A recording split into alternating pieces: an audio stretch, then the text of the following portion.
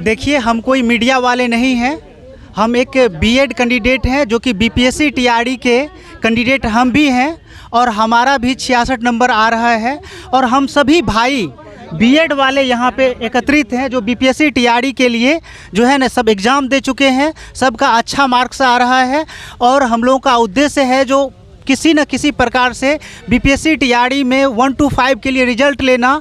क्योंकि बात ये है जो हम लोग एनसीईटी के 28 जून 2018 के गजट को देखते हुए हम लोगों ने बीएड किया था, वो हम लोगों का क्या गलती था। और जब हम लोग बीपीएससी टीआरई के लिए उस समय में एलिजिबल थे, ठीक है, उसके बाद ये हुआ जो हम लोगों से फॉर्म लिया गया, बिहार सरकार के नियमावली में उल्लेखित था जो बीएड और डीएलएड दोनों एलिजिबल है 1 to 5 के लिए बीपीएससी टीआरई के लिए। हम लोग फॉर्म अप्लाई कर दिए। फॉर्म अप्लाई करने के बाद हम लोग का एडमिट कार्ड भी आ गया 10 अगस्त को। और एडमिट कार्ड आ जाने के बाद 11 अगस्त को सुप्रीम कोर्ट का एक जजमेंट आता है जो कहीं ना कहीं हम लोगों को झकझोर के रख देता है। उसमें हम लोगों का कोई कसूर नहीं था, उसमें कसूर या तो सरकार की थी या नहीं तो एनसीईटी की थी, हम लोगों का कोई कसूर नहीं था। और नौबत ये आ गई है जो यहाँ पे बिहार सरकार बातें कर रही है जो हम सिर्फ डीएलएड वाले का रिजल्ट देंगे, बीएड वाले का रिजल्ट रोक के रखेंगे। न ये लिखित रूप में कोई पत्र दे रहे हैं जो हम लोग को बाहर कर रहे हैं, न ये हम लोग की रिजल्ट देने की बात कर रहे हैं। तो हम लोग क्या करें, आप ही लोग बताइए। तो हम सभी भाई जो भी बीएड के हमारे दोस्त हैं, हमारे भाई हैं, हमारी बहन है, सभी आए हुए हैं और हम लोग प्लानिंग कर रहे हैं जो हम लोग को आगे क्या करना है। तो चलिए हम सभी भाई से जो है एक एक करके बात करते हैं। आप बताइए, आपका नाम क्या हुआ? मेरा नाम पुष्पेंद्र मोहन है। आपका क्या कहना है? आप जो बीएड किए तो आप क्या सोच के बीएड किए थे? हम तो एनसीटी की जो गाइडलाइन थी उसको देख के ही हमने करा था, ठीक है, जो 2018 में आया होता। अच्छा। उसके बाद यूँ हुआ कि 11 अगस्त को जो इनका सुप्रीम कोर्ट का जो फैसला आया तो उसमें मेरा मुद्दा ये है कि गलती किसी और की है। एनसीटी के जो गजट आया था ना उसी को देख के हम लोगों ने किया था। हमारे पास तो ऑप्शन था ना कि हम डीएलएड के साथ जा सकते थे, जी। तो किसी की गलती की सज़ा हम क्यों भुगते? ये तो कॉमन सेंस की बात है ना। ये जो भी के पाठक जी हैं या अतुल प्रसाद हैं, उनको तो साफ साफ दिखना चाहिए इसमें बीएड के जो अभ्यर्थी है उसकी क्या गलती है। जी, सिंपल सी बात है कि जो एनसीटी ने जो भी गाइडलाइन निकाला और प्लस सुप्रीम कोर्ट से भी यहाँ पे कोई स्पष्ट यहाँ पे निर्देश नहीं आया कि इनको आप बाहर कीजिए।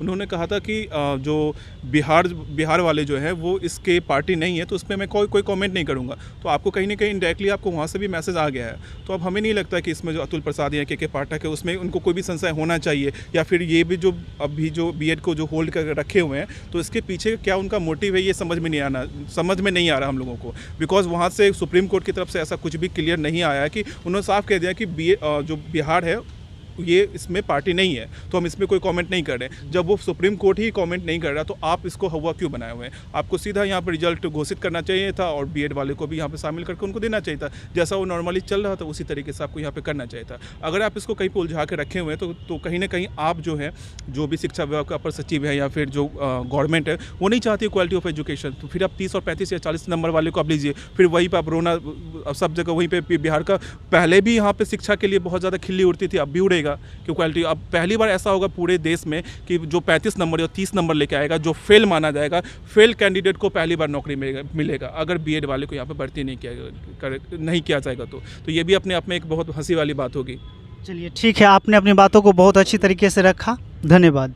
आप बताइए, आपका नाम क्या है? मेरा नाम विकास कुमार हुआ। अच्छा, आप बीएड कैंडिडेट हैं? हाँ, हम बीएड कैंडिडेट हैं। एग्जाम बीपीएससी टीआरई का दिए थे? हाँ, एग्ज़ाम दिए हैं। आपका सरकार से क्या कहना है? हमें सरकार से कहना है कि जब हम लोग को एग्ज़ाम दिए हैं तो रिजल्ट भी साथ में आना चाहिए। जी, चलिए ठीक है, बहुत अच्छा।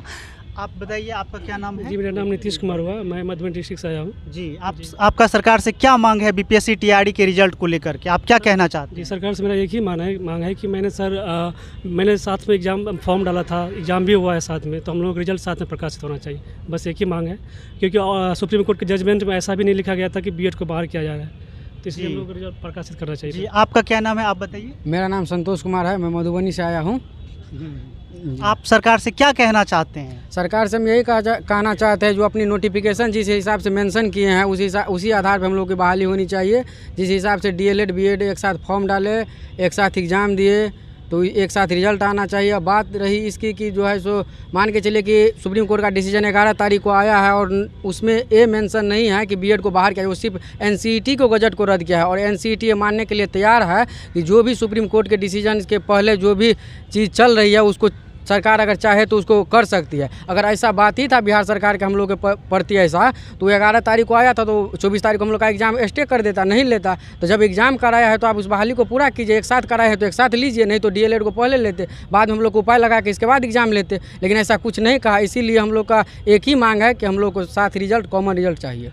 हाँ, तो हम लोग का एक ही मांग है जो हम लोग का कॉमन मेरिट लिस्ट बना करके रिजल्ट दिया जाए। रिजल्ट के बाद जो होगा देखा जाएगा, क्योंकि जब ये नोटिफिकेशन निकाली गई थी तब ऐसा कोई प्रावधान नहीं था जो बीएड एलिजिबल है या नहीं है। उस समय में तो बीएड एलिजिबल था और हम लोग का जो है फॉर्म भराया गया, एडमिट कार्ड दिया गया और हम लोग की जो नोटिफिकेशन है वो पहले की नोटिफिकेशन है। इस हिसाब से जो रिजल्ट आया है सुप्रीम कोर्ट का वो 11 अगस्त के बाद का आया हुआ है, तो वो जो डिसीजन लागू होगा 11 अगस्त के बाद वाले पे लागू होगा और वो आने वाले समय में जो वैकेंसी आएगी उस पे लागू होगा। इसलिए रिजल्ट हम लोग का चाहिए क्योंकि हमारा नोटिफिकेशन पहले का है। चलिए हम बात करते हैं, आपका नाम क्या है?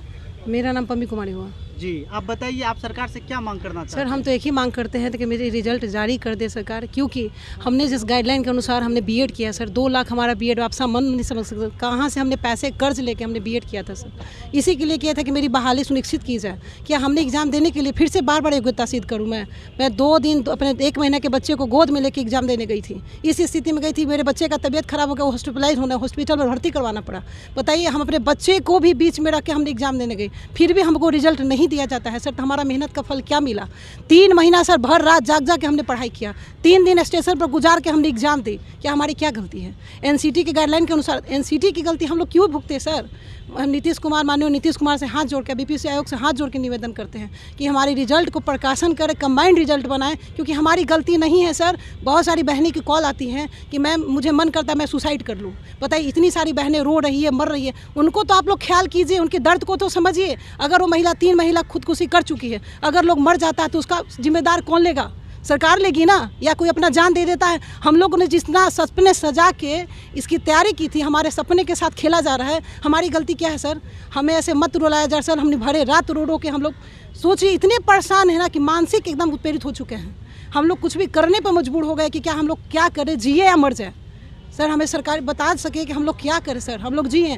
सर एनसीटी गाइडलाइन के अनुसार हमने किया है, उनसे रिक्वेस्ट है। देखिए सर, जब से आती है उसी दिन से लागू होता है। जब 11 तारीख से जजमेंट आया था तो क्या पास्ट में जाके थोड़ी लागू हो जाएगा? क्योंकि जब भी प्रेजेंट की बात कीजिए ना, तो एनसीटी अगर बिहार सरकार चाहेगी तो हम लोग को बिल्कुल रखेगी। भाई हम लोग को बस कहीं भी है, हमें नियुक्ति चाहिए किसी, क्योंकि हमने रिजल्ट दिया है, मुझे लेना ही पड़ेगा। हम लोग पीछे नहीं हटेंगे सर, कभी नहीं हटेंगे, कितनी भी कर ले, मुझे रिजल्ट चाहिए, एनी हाउ रिजल्ट चाहिए सर। हमारी बहनों की हिम्मत देखिए कितना है, ठीक है। और अभी तो हम लोग विनम्रता पूर्वक अपनी बात को रख रहे हैं, ठीक है। और आने वाले समय में यदि हम लोग का रिजल्ट नहीं दिया जाएगा तो आगे का प्लानिंग किया जाएगा, ठीक है। तो हम बोलिए, आपका नाम क्या है? बिट्टू कुमार मेरा नाम होगा। अच्छा, कहाँ से हैं? पटना से ही हूँ। अच्छा, बताइए आप क्या कहना चाहते हैं सरकार से?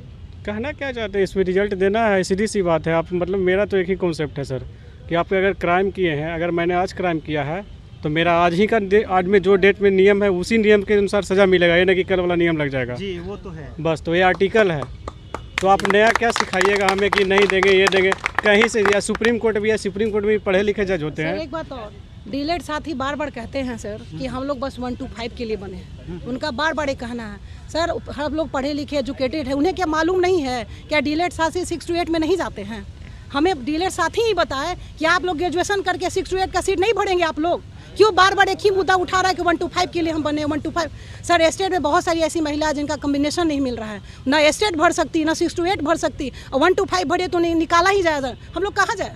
कहीं हमारी जगह ही नहीं है सर। यही एक जगह है जहाँ पे हम लोग जा सकते हैं। इसलिए हमारा रिजल्ट इसी में प्रकाशन करें, और हम लोग इसे अगर नहीं भी करेगी तो हम लोग आगे तक जाएंगे सर, सुप्रीम कोर्ट तक जाएंगे, न्याय के पास जाएंगे, पर हम लोग न्याय लेंगे सर, पीछे नहीं हटेंगे। जी, आप कुछ कहना चाह रहे हैं? जी, मेरा कहना है कि देखिए, हमारी लड़ाई डीएलएड वाले से भी नहीं है, सीधी सी बात है। उनको 100 नंबर आ रहा है, 120 नंबर आ रहा है, मुझे उससे भी मतलब नहीं। हमारी लड़ाई सरकार से है, न्यायालय से है। हमारा जैसे 11 अगस्त को आया नियम, तो 11 अगस्त से ही होना चाहिए, पीछे से क्यों? मेरा बस यही मानना है। और इसी अनुसार बीपीएससी को भी रिजल्ट प्रकाशित करना चाहिए, बस मेरा यही मांग है। ठीक है, बात रखने। आप बताइए, आप क्या कहना चाहते हैं? आप बीपीएससी टीआरई के एग्जाम दिए थे क्या?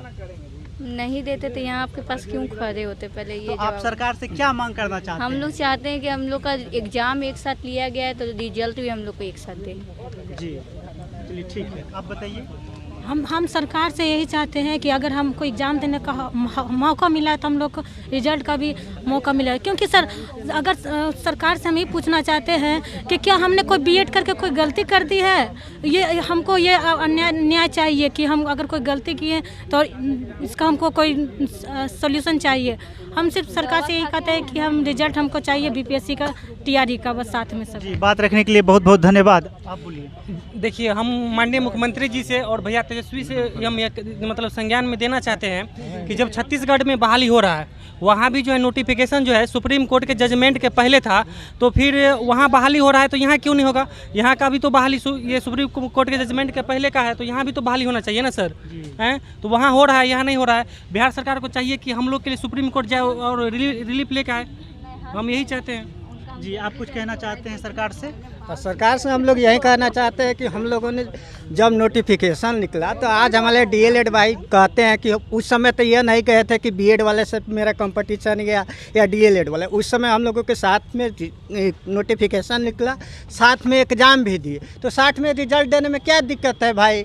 जब डीएलएड वाले हमारे साथी कहते हैं कि मेरे पास सिर्फ 1 to 5 के लिए है, जो गलत न्यूज़ फैलाते हैं इसके माध्यम से, उनके पास जो होता है 6 to 8 के लिए भी है और 6 to 8 में भी जाते हैं। उस प्रकार हम कहें कि मेरे लिए तो कोई सीट ही नहीं रहा, मैं पीआरटी में आप बाहर ही हो गए केबीएस से। केबीएस में मेरा जो भी है सब्जेक्ट कम्बिनेशन नहीं बनता है, पीजी में हम पीजी किया ही नहीं है, तो हम तो ऐसे भी बीएड करके बर्बाद हो गए, तो हम जाए तो जाए कहाँ? हमको ये तो बता दे सरकार। तो आप अंतिम रूप से सरकार को क्या कहना चाहते हैं? अंतिम रूप से यही चाहते हैं कि सरकार हमको साथ में एग्जाम लिया है तो साथ में रिजल्ट दे, बिना भेदभाव के दे और हम लोगों का रिजल्ट दे, यही उनसे नम्र निवेदन है उनसे जिस प्रकार। ठीक ठीक, बहुत बहुत धन्यवाद। आप कुछ कहना चाहते हैं सरकार से? हम सरकार से यही कहना चाहते हैं कि हम सुप्रीम कोर्ट का सम्मान करते हैं, सुप्रीम कोर्ट के सम्मान करते हैं। सुप्रीम कोर्ट का जजमेंट 11 अगस्त के आया है, मेरा नोटिफिकेशन पहले का है, मेरा नोटिफिकेशन में कहीं सुप्रीम कोर्ट का जिक्र नहीं किया गया है, इसलिए मेरा रिजल्ट कहीं से रोकना नहीं चाहिए।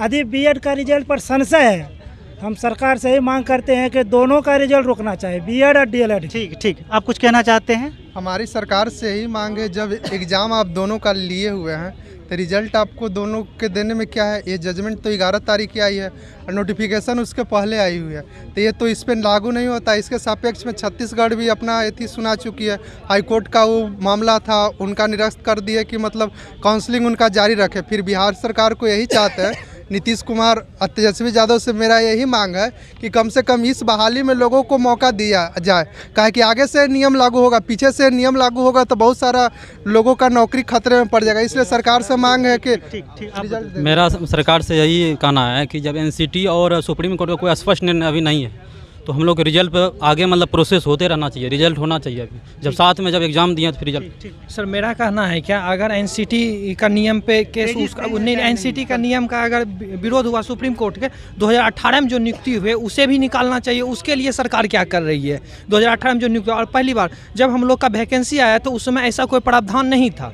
आज फॉर्म भरा लिया, एग्ज़ाम फी हम लोग से ले लिया गया, हम लोग से एग्ज़ाम इसलिए कराया गया ताकि उसको हमको एग्ज़ाम फी नहीं वापस देना पड़े। एग्ज़ाम लेके हम लोग को सिर्फ और सिर्फ मेरा समय बर्बाद किया गया और रिजल्ट को रोक दिया गया मेरा।